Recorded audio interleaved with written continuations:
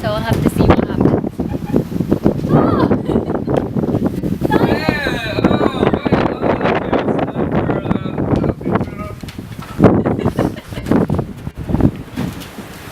Yeah, oh, okay. Hello, Helen. Hello. It's lovely to see you. Have a seat. Welcome to the Shella. Well, what is our course of inquiry this week? Well, it's quite apt since you just fell out of the hammock. We want to talk a little bit about injuries.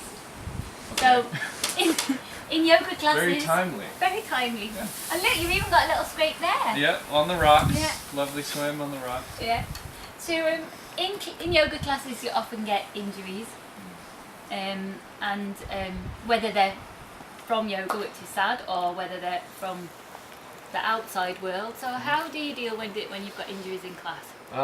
Interestingly, yoga is meant to be an injury-free activity, but I meet more and more people that actually incur injuries practicing yoga, and it's unfortunate, obviously. And I think it's just sometimes yoga can be practiced in a way these days with a little bit too much emphasis on the performance aspect or the achievement aspect of the practice, and really it should all be therapeutic, because it's just really yoga is a healing modality. Focusing on more movement that's more natural to the body, and more instinctual is more important than anything, as opposed to performing any particular type of asana or In your classes, I feel, even though there's some funky poses and some strong poses in there, which one reason why they're fun, they do feel quite therapeutic. They feel like everything is quite nurturing, and you build very slowly, and you say, with lovely natural movements. And do you do that on purpose? Yes. We kind of sneak those deeper or stronger poses, and we get there in a more kind of a roundabout way that speaks to building slowly, building the strength and the extension necessary to get there slowly. And so basically I try to sneak up on you in terms of how to get deeper and deeper into the body. I would say that my whole practice is therapeutic, no matter what it may look on the outside like. It's kind of a little funky or advanced. It's all the postures, all the movements are therapeutic.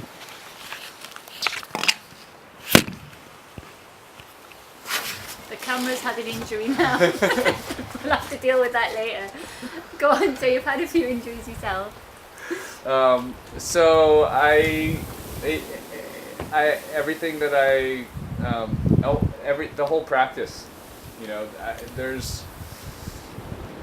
I feel like it's almost like a waste of time if I'm not doing something that is going toward more a holistic way of feeling. And a lot of people will know this scenario when they've got a little injury, whether it's a chronic one or just a small one, a short-term one, and they're going to class and they're like, well, I want to go to yoga because I know I'll feel better, but I've got this injury and blah, blah, blah. Right. And what's the best way to deal with it? What's the best way to have the confidence to either to soften the poses or do alternatives without upsetting the teacher? Or, not that it should upset the teacher, but when you start doing something different in a class, can throw the class off a little bit. What's the best way to deal with that? The first thing is to honor where you are, absolutely, with no compromises. Even though if you go to a class, you may feel like there's pressure or peer pressure or pressure from the teacher. And most of the time, it's completely imagined, and it's just pressure. Pressure that you feel. It's really not real. Most experienced teachers should understand that each person should know their body more than even the teacher. Really, that's that's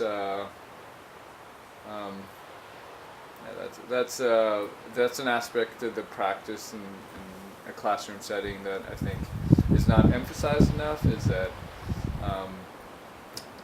the practitioner, you just have to use your own judgment, your own wisdom.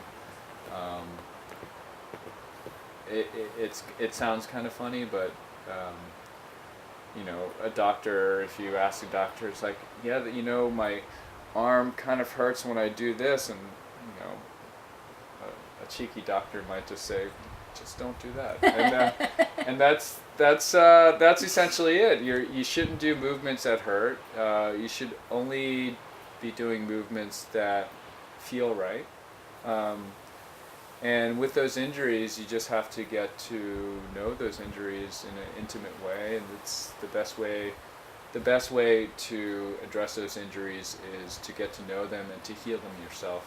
I feel then you get to educate yourself about your body, and in the end, you can actually educate yourself and help others with that type of injury.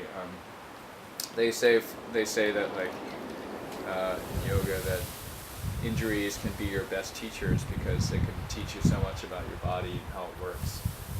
And I've found that's really true. Nice. Yeah. Now, I have found Simon's classes very lovely this week, and I feel quite amazing after them. So we were just going to look at a couple of poses. We're actually going to move this week on Yoga Rocks Box. So we want to look just a little bit at the Skandasana. Skandasana. Before Skandasana, I Yeah. have to show this. We have to try. Have you ever seen a cat fly?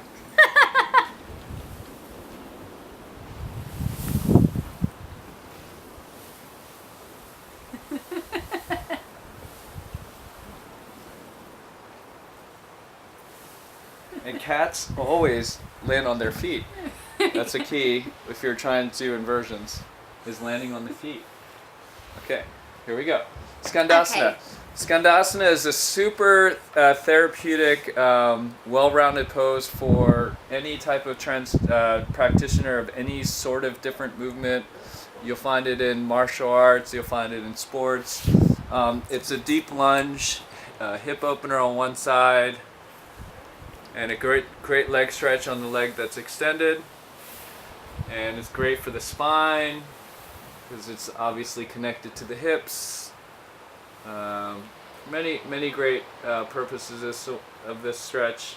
It's multi-dimensional on the hips. The hips are very light, and there's many variations. You can stretch different parts of the leg that's connected to the spine. This one's inner groin. This one you can turn and affect the whole outside hip. Connects to the curvature of the spine.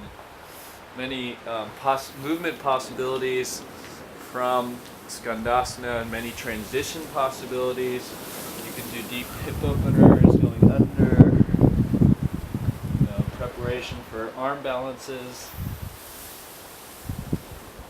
There you go. So that's a good little prop.